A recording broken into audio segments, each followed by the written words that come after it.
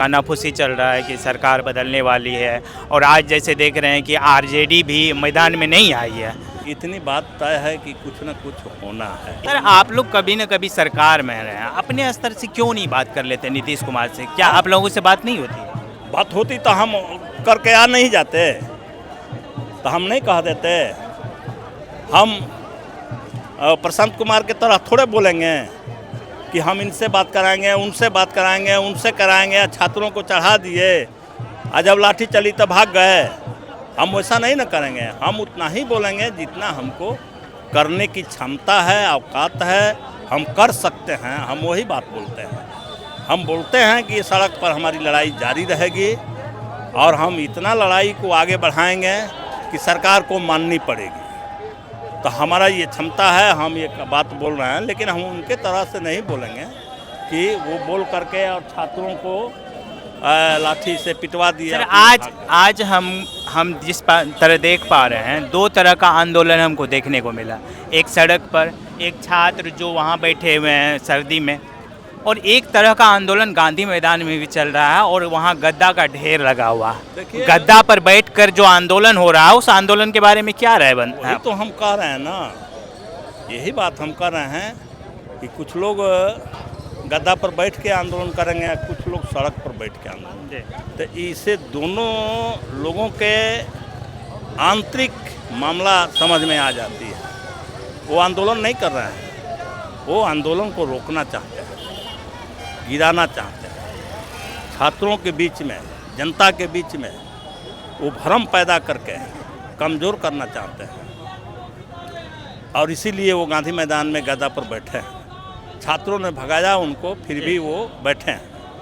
तो ऐसे कुछ लोग हैं, वो करेंगे। लेकिन अंततः जो है, ये बात पहले से आ रही है कि बड़े बड़े सवालों का समाधान संसद और कोर्ट में नहीं हुआ है, सड़क पर हुआ, जनता के बीच हुआ है। और आज इसमें वही सड़क चल रहा है, वो गद्दा पर चलने से नहीं होगा। सर एक पॉलिटिकल सवाल ले लेता हूँ।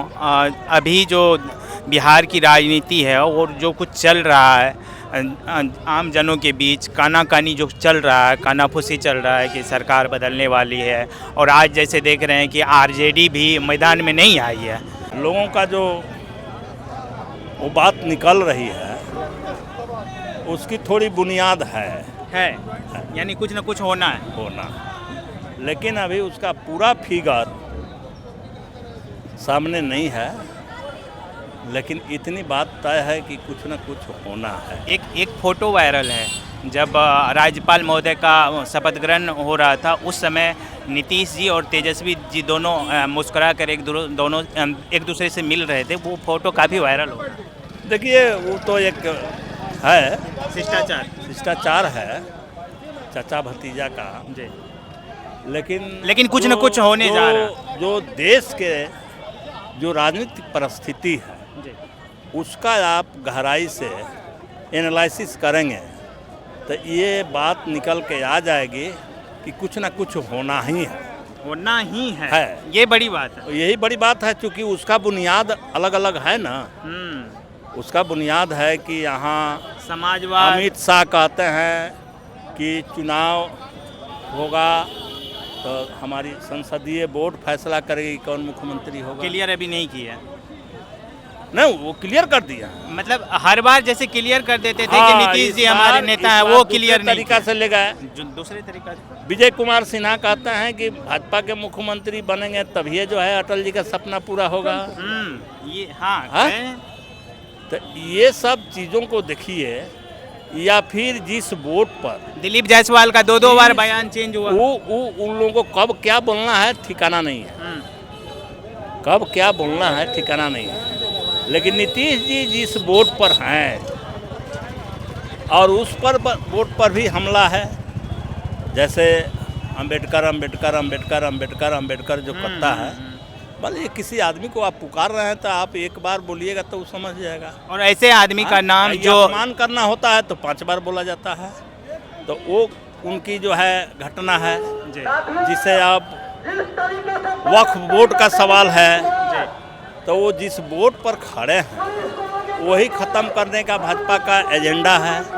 तो यह सब जो राजनीतिक परिस्थिति है ना, इस सब पर जो व्यक्ति नज़र डालेगा तो वो खुद समझ जाएगा कि अब कुछ होना है, आई होगा ही। चलिए सर, आपका बहुत शुक्रिया, आप हमसे जुड़े।